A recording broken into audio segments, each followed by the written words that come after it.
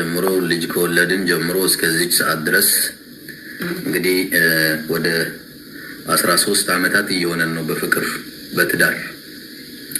በዚህ ጊዜ አንድ የተረዳሁት ነገር ቢኖር ሴቶች የሚወዱት ነገር ሴት ልጅ የኔ ፍቅር እወድሻለሁ ብለህ ቃሉን አውጥተህ ብትናገራት እንዴት ሊያስደስታት እንደሚችል ልነግርህ አልችልም።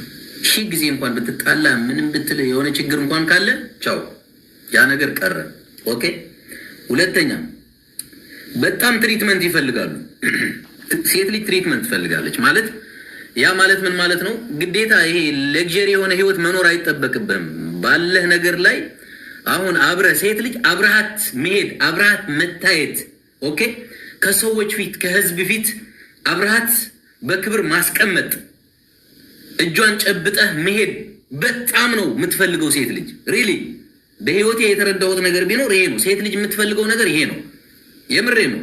ብዙ ወንዶች ብዙ ጊዜ እኛ ወንዶች የሆነ ሰው የተሰበሰበበት ቦታ ላይ ህዝብ ያለበት ቦታ ላይ ሰርግ ላይም ሊሆን ይችላል ምንም ላይም ሊሆን ይችላል ምናምን ላይ ሚስቶቻችን ይዘን አንታይም።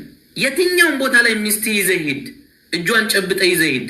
ከሰዎች ፊት በቃ ልትስማት ትችላለህ ምናምን እቅፍ አድርገህ ምናምን ይዛት ይሄ ለሷ ማን ሌላ ታሪክ ነው። በቃ ሌላ ታሪክ ነው የሚሰጣት። እና ሴቶች እንደዚህ ይወዳሉ። ይሄ ክብር ይወዳሉ በጣም። ሁሉም ሰው ክብር ይወዳል፣ ግን ሞር በጣም ሴንሲቲቭ ናቸው።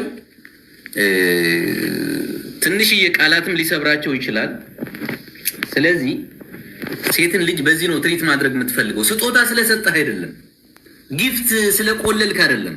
ሚሊዮነር ሆነህ ለምን መኪና ምናምን ማትሰጣትም? ፍቅር ካልሰጣት ይህንን ነገር ካላሳያት ትርጉም የለው። ውሃ በላው ገንዘብ።